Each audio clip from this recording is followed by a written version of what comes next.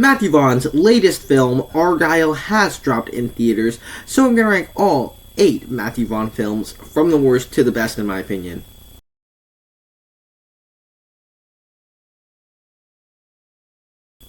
Hi, my name is Nathan, and I talk about a bunch of movies on this channel. If you're new here, down below in the comment section, share your ranking of the Matthew Vaughn films. Click that like button and be sure to subscribe. It really does help a lot. Over on my channel, I have more content like this. Check those out once this video is over. And this is kind of going to be a fun ranking for me to do because I've never really done any one of these director rankings before. And so it's actually kind of fun for me to do a director ranking for the first time and actually watch through a director's filmography. So it's kind of fun for me to say I've seen all the Matthew Vaughn films. But with all that said, let's just get straight into the ranking. In last place for me, Stardust. For me, this film simply just didn't do anything for me to particularly enjoy it all that much. And I think some of that is perhaps because it has the least amount of Matthew Vaughn's style. It doesn't have his energy. It doesn't have his dialogue. It just doesn't have the Matthew Vaughn style to it.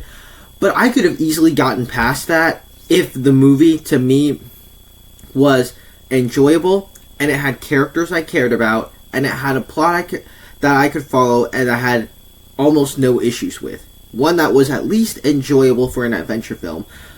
But in this movie, I just didn't really care about any of the characters or the actual story going on. And it's tough to even know what to focus on with this movie, where you have this main character going on an adventure to get this woman to marry him. But then you also have a romance between the two lead characters. But then you also have this whole hierarchy system with these princes in the background of it. You also get these goofy ghosts. You get the villain plot lines. And so it's tough to even know what particular thing that you want to focus on while watching this movie. Also, throughout it, it's kind of predictable. From the very beginning, the moment that our two leads are together, I could pretty much predict where this entire thing was going. The tone bizarrely shifts at times, where it can go from a character's throat being sliced to like him being just regenerated into this goofy ghost guy that there's this set of like ghost people that watch the entire movie with the audience.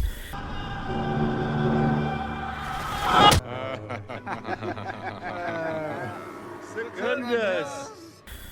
The thing that saves this movie a little bit for me is that it is simply fun to see this cast in this kind of movie. So you have a young Charlie Cox, you get a young Henry Cavill in there just a little bit, and Robert De Niro was in this movie for a little bit too.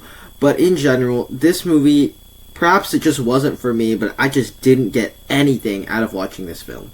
Number 7 is Argyle, and to be clear, there's a pretty big jump for me from Stardust to Argyle because I gave this movie a B. I enjoy Argyle quite a bit, and I think the absolute best thing about this movie is that it is very much a Matthew Vaughn movie that's very stylized and distinct with the way he directs his films.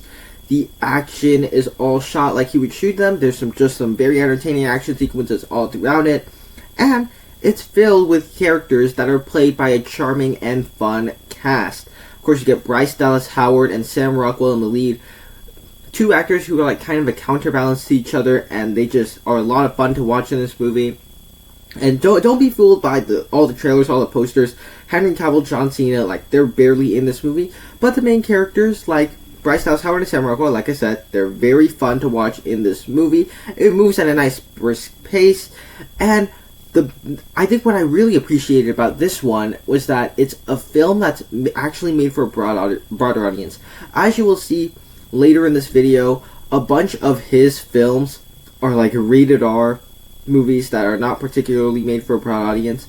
And I think this movie is actually a movie that you can take a child that likes action movies to go see. Now, I think where this movie has its fault is that it absolutely just waterboards you with a bunch of twists, and so there's like a 50-50 chance that they will work or not, but it absolutely just bombards you with them. And sometimes they can be clever, and sometimes it feels like it has several attempts to be clever.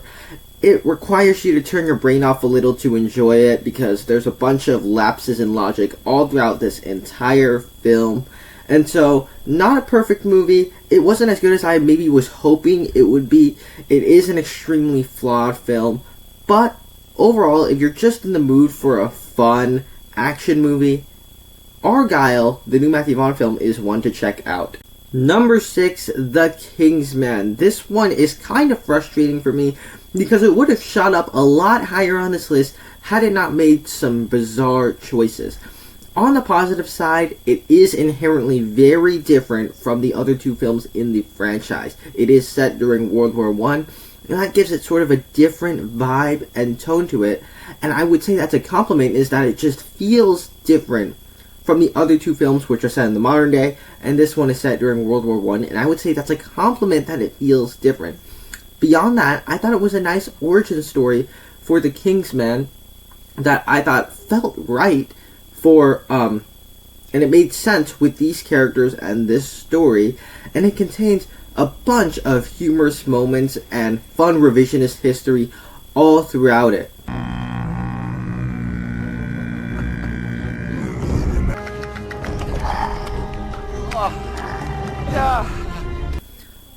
But to me, it also made some pretty bizarre choices along the way.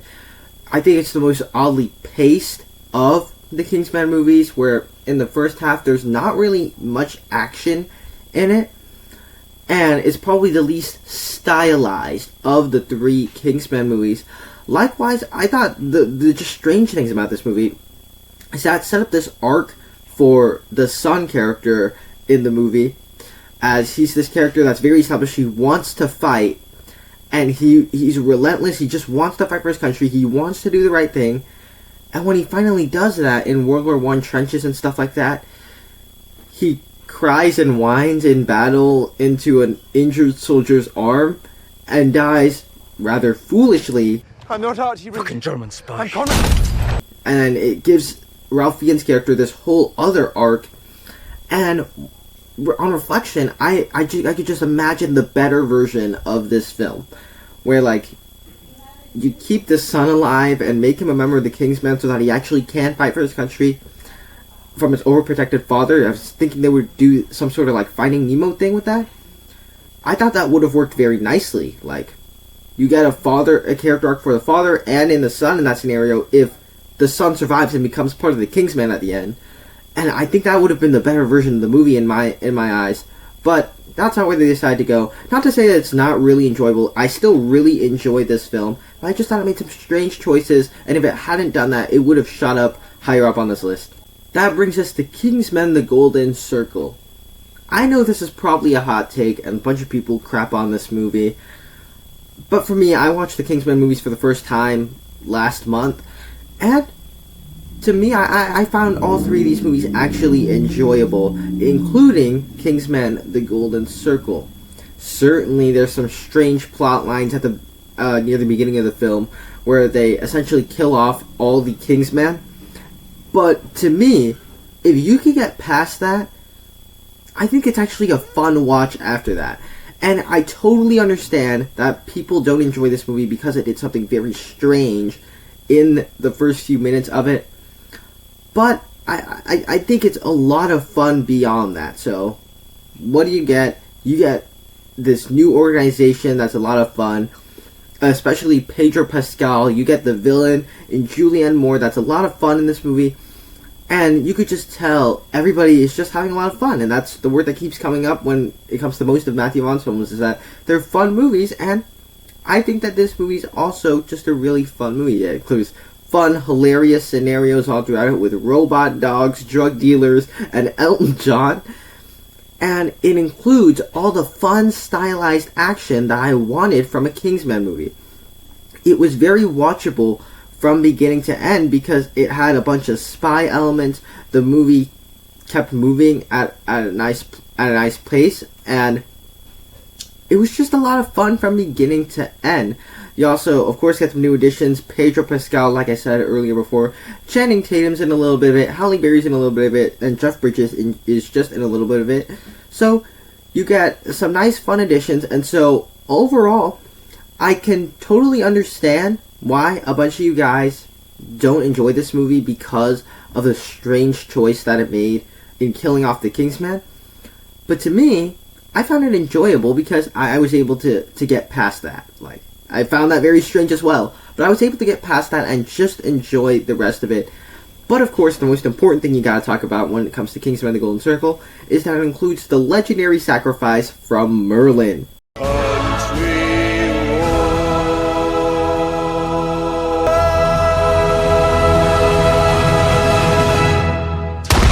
Number 4, Layer Cake. Matthew Vaughn's style and energy when it comes to all his movies, for me, showed right out of the gate with his very first film. Right out of the gate, this movie is just very stylized and energetic when it comes to its flavor all throughout the film. There's just something unique in the way people talk, the way scenes are structured, the way the movie it plays out as a whole. There's just something that unique and distinct about the way this movie tells its story. Beyond that, this is also kind of an interesting film because as of this year, it came out 20 years ago, back in 2004. It's kind of interesting to watch this movie now because the lead of it is Daniel Craig, and it's credited as one of the main movies that got Daniel Craig the role of James Bond. The name's Bond. James Bond. Which to me is very interesting because Daniel Craig is most famous for being James Bond in the 21st century. Now, as of the story itself about these like cocaine dealers living in the underworld of drug business isn't something that I'm particularly drawn to. The final scenes and the ending didn't like fully land the ship for me, where you get Daniel Craig's character like retiring and then he's immediately shot and dies afterward. Like, I just found it kind of bizarre to end the movie like that.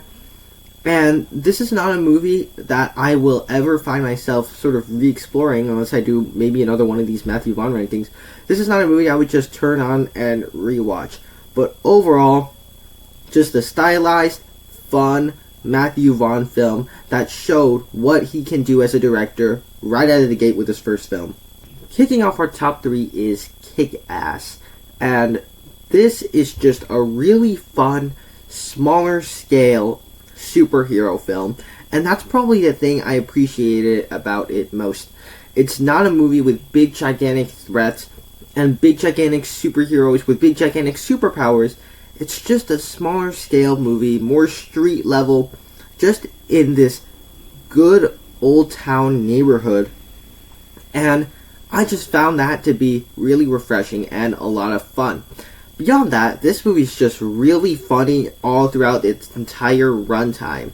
Like, this is probably the most humorous of all of the Matthew Vaughn films, but it's also like a very crass and vulgar type of humorous in this film, where you get a bunch of stuff like Hit Girl in her first lines of dialogue.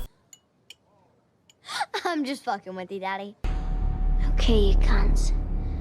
Let's see what you can do now. And you also get, like, our lead character, Kick-Ass himself, he, like, masturbates right in the opening scene of the movie. Don't think I haven't noticed you looking at my tits there. Get a bunch of sex jokes, a bunch of drug dealers and stuff.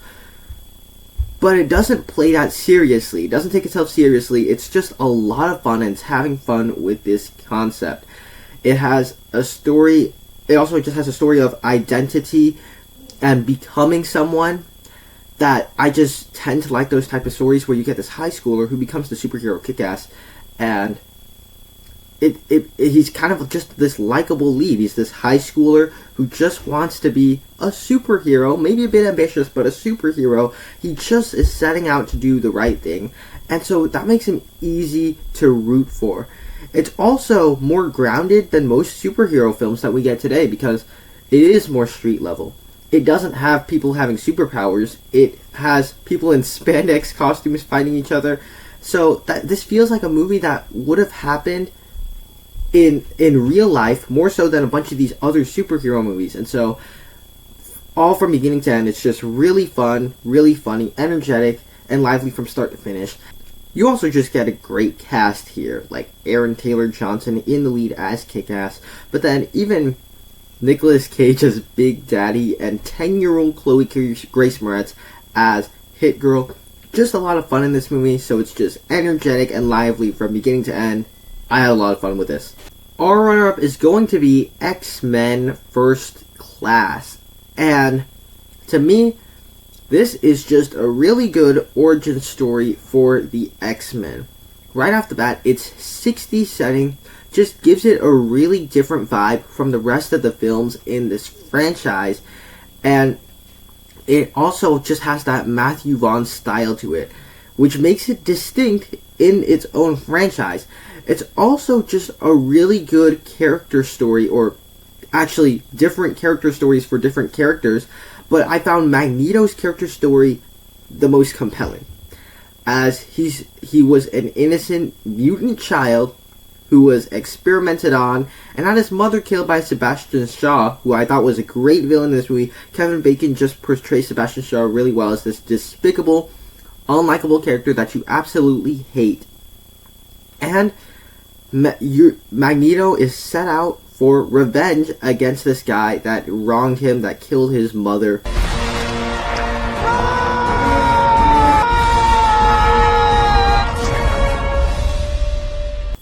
And I just think that's a very compelling story to give Magneto in this film.